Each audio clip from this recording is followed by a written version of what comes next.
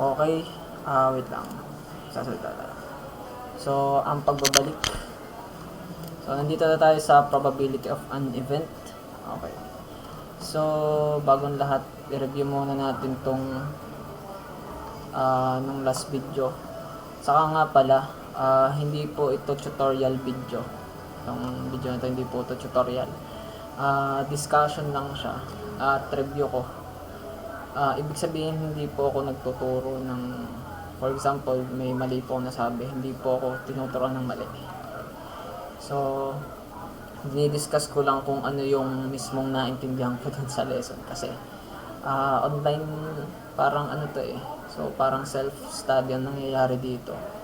So, inaaral lang natin kung ano yung mismong nasa document. Okay. So, kung meron man akong maling idea na nasabi, kasi yun naman ay opinion ko dun sa lesson, yun ay kung paano ko lang naintindihan yung sinasabi dito. So, pwede nyo ako tama.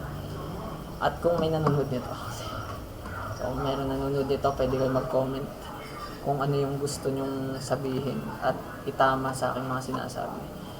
So, bago tayo mag-probability of event, balikan lang natin ng huli. So, nga pala parte to ng Road to 1,000 videos natin. So, kahit hindi natin talaga gustong mag-video nito, kasi ang gusto ko lang na content ay more on coding at saka mga project, mga simple project na madadali lang naman. So, wala. Para lang mayroon din tayong playlist at dumami yung video natin at makamit natin ang 1,000 video. So, introduction to probability. So, probability parang pinagandang term lang para sa chance. So, measure ng chance kung gaano kalaki yung chance na mangyari yung event na to. So, gusto mo mangyari to, gaano kalaki yung chance niya. So, may definition of terms din tayo. So, sample space. Okay, so set siya. Nakapaloob siya sa braces na to. And then, nakapaloob dun yung lahat ng possible na mangyari. Okay, so for example, itong dice, pwede siyang maging 1, 2, 3, 4, 5, 6. Yung mga possible na mangyari doon. And then, ano to, sample point. So, yung mismo yung nasa loob ng sample space. So, yung mga elements doon. So, yung mismo yung sample point. And, ano pa ba? So, event. Okay, subset of the sample space. Okay, pero hindi siyang event. Kung ano yung nakapaloob dito sa sample space. So, bawat isa dyan event. Pwede rin lahatan to. Pwede rin 1, 3, 5. So, it is event. O kung lalabas ba ay add number o composite number. So, event yun. Subset of the sample space, parte siya ng sample space. Okay, hindi pwedeng mag-include ka sa event na wala sa sample space. So, elementary event. Okay, so event siya na isa lang yung element niya sa loob. Okay, so elementary event siya. Okay, so for example, so fair dice. Okay, so nag-toss ka ng fair dice 1, 2, 3, 4, 5, 6. So elementary events ay pwedeng 1 or 2, pero pag nag-3 ka ng sabay-sabay na dice, so pwedeng lumabas ay maramihan dyan. So pwedeng 1, 2, 3. Hindi pwedeng 1, 2, 3. Or so impossible event ay empty event. Okay, wala siyang laman. Sure event. So event na nag-i-include dito sa lahat ng sample space. So for example, event na lalabas ay 1, 2, 3, 4, 5, 6. Okay. So sure event yun. 100% lalabas talaga lahat. So mutually exclusive event. So ibig sabihin na yung event sa A, so may dalawa tayong events for example. And then yung so siya ay intersection of two events. Okay, pag nag-intersect siya, so ibig sabihin walang element sa B na nasa A at walang element sa A na nasa B. And then a random experiment. Okay. So results depend on chance that this result cannot be predicted. Okay. So parang experiment siya, hindi mo alam kung ano yung gustong kalalabasan ng trials mo. Ito, act of perform a random experiment. So trials, outcomes, so mismong result, equally likely events. Okay, so equal yung chance of occurring. For example, ay sa dice, okay, 1/6, lahat sila. Tsaka sa Tao Cruz, tig 1/2 siya or 50% chance. Exhaustive events. Okay, totality includes the possible outcomes of random experiment. Para siyang sure event yata to. Then complementary event, pag hindi dito so kuwari sa event A, so dito sa event na to ay hindi siya, ibig sabihin, pag hindi nangyari tong event na to, mangyayari tong isang to.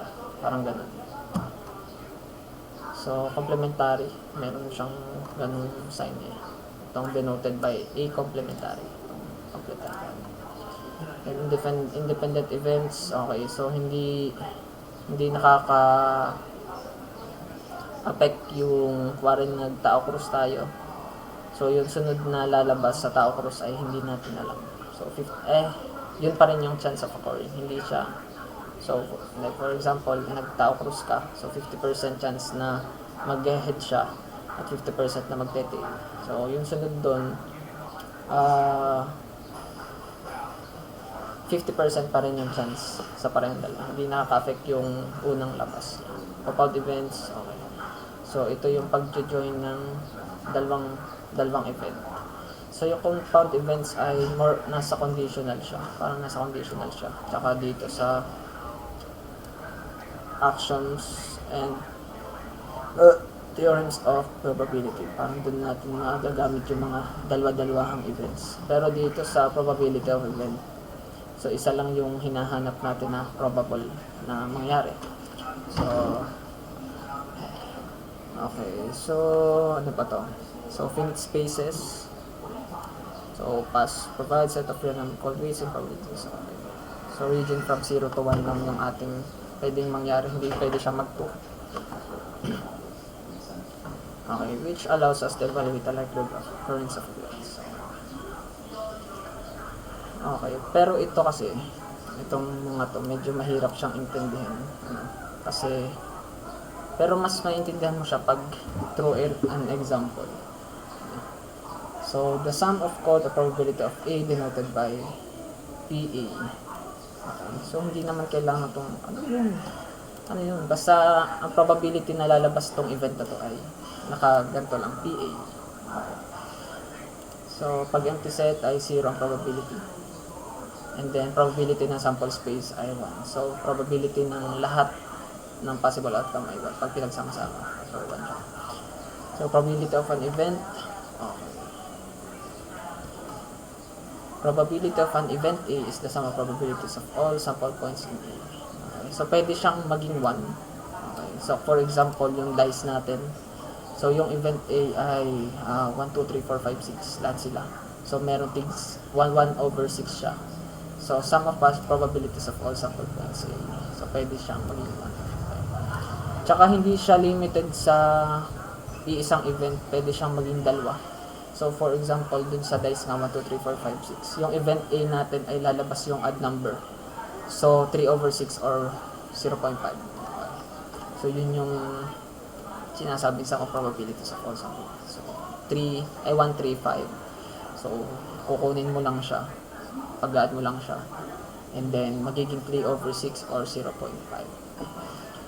Okay. So, kung next. Okay. The result of one and differently. Okay. Exactly FN.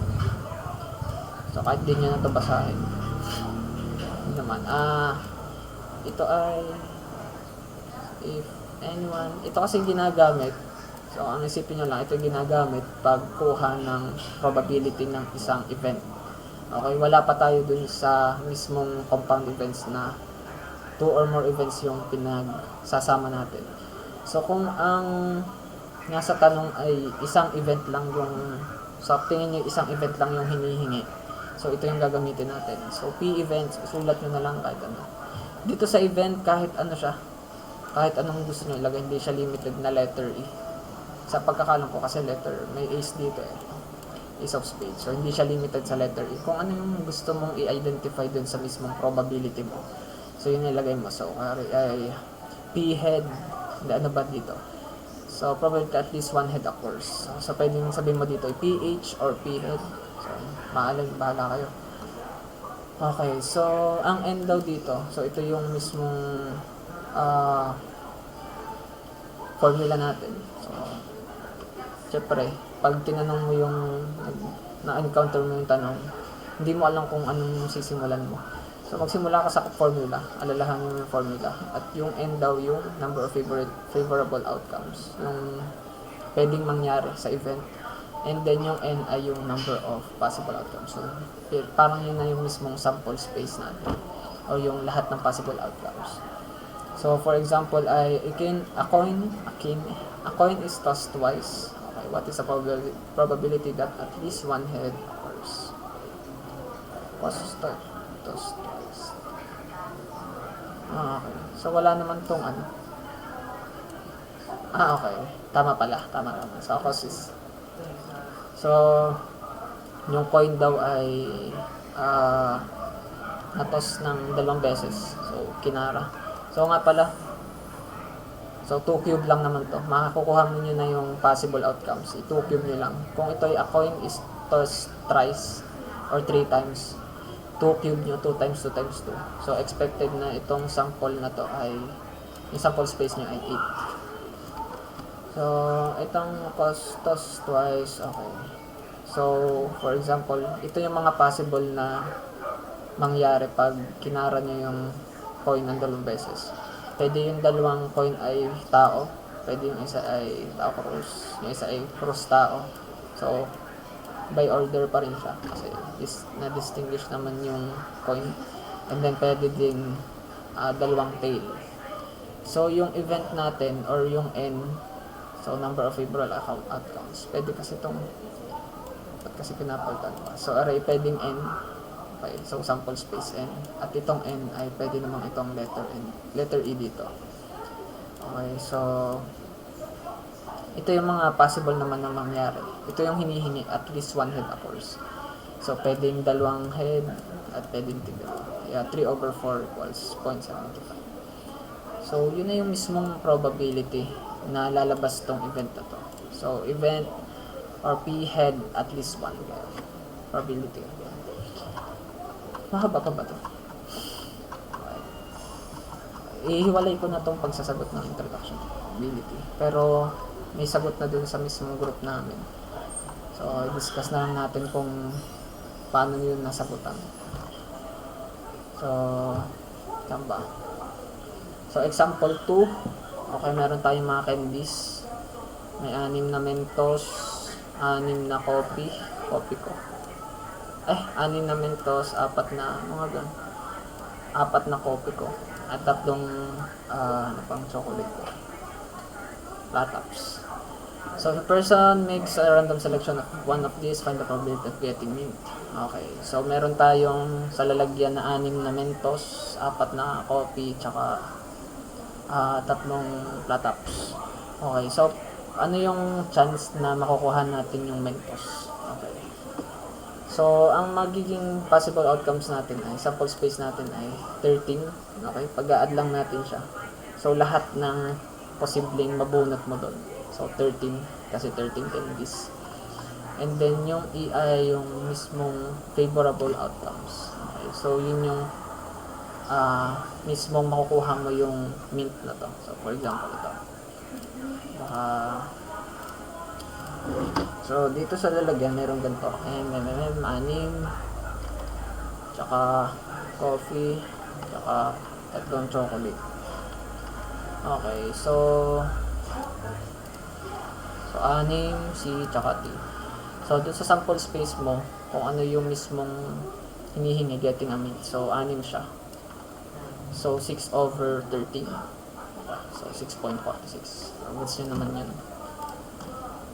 So, a card is drawn from a well-shuffled deck of cards. Probability in getting an ace of spade, tsaka red, 4 of spade. Okay, so red ace. So, kung mapapansin nyo, lahat ng example dito ay single lang na event yung hinihinga ng probability.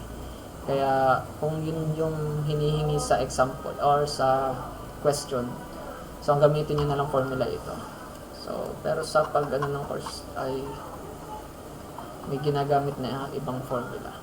So, para alam natin syempre, ipa-familiarize mo yung gagamitin mong formula based dun sa question.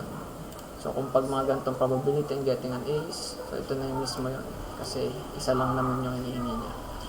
So, 4 yung ace dun sa cards. Okay. So, may chance ka na makakuha ng 4 aces and then yung mismong sample space niya ay 52 cards. So, 4 over 52, 0.77. So, yun yung mismong tama ba? P of ace. Parang ito'y mali. Ngayon ko ito napansin. So, 4 over 52 ay dapat ay 0.077. Lahat may 0 to. So, mali po yung division or quotient. And then, dito ay 1 over 52 dahil di isa lang naman ng ace of spade. May nakita ka dyang ibang ace of spade pa kasi ibang galing sa ibang ano yun, sa ibang baraha. So, 0.02. And then, a red ace. So, dalawa lang naman yung alas doon. Dalawang pulang alas. So, pwedeng diamond or heart. So, 2 over 52, 0.04. Example 4 ay a dice rolled. Okay, anong probability na odd number yung lalabas at prime number? Ganyan din naman. Kasi ang odd number natin ay 135. The same din sa prime number, which is also a prime number, yung 135. So, dito sa P-odd, okay, yung sample space natin ay sa S. Kasi, ano na yun, parang ginawa niya lang S is equals to 6, E is equals to 3. So, ang S natin ay 1, 2, 3, 4, 5, 6. Ang E natin ay 1, 3, 5. Same din dito, 1, 3, 5 din. Kaya, nangyari tong 3 na to. So, ano yung 3? So, 3 over 6. So, ano yung bilang nito? Ano yung mismong bilang nito? Okay. And then, ganun din naman dito sa prime. Sa pair dice is tossed, getting a sum of 8 and be at sum of 5. Okay, sa una ay sum of 8. Okay, naging 36 siya kasi by pair yung kanyang pagkagawa. So, pwedeng sa una ay 1, sa unang dice ay 1, tapos sa pangalawang dice ay 1, 2, 3, 4, 5, 6. And then, pwedeng maging 2 din yung una, and then 1, 2, 3, 4, 5, 6. So, total na 6 times 6. So, 36 siya. Hanggang 1, simula 1, 1 hanggang 6, 6. So, meron din gantong example. Nung baka malito kayo.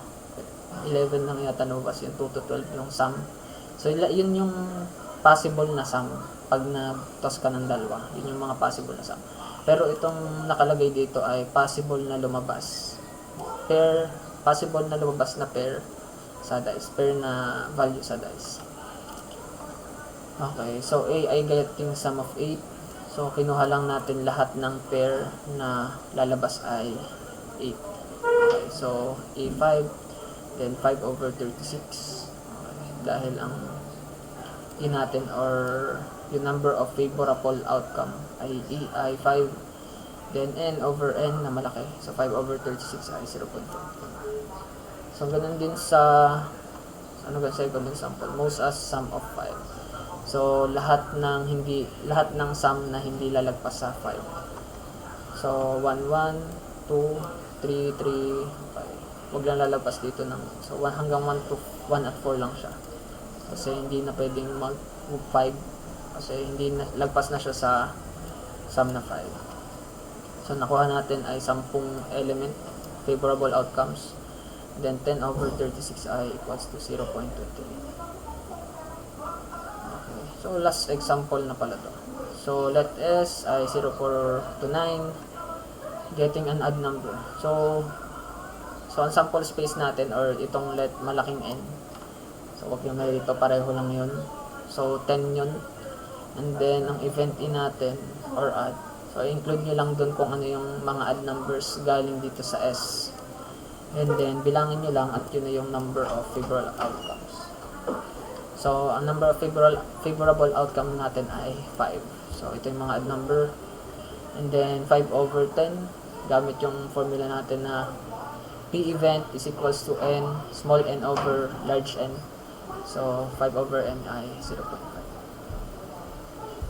So, yun lang naman para sa probability of an event. At sa next na video ay exercises, introduction to probability.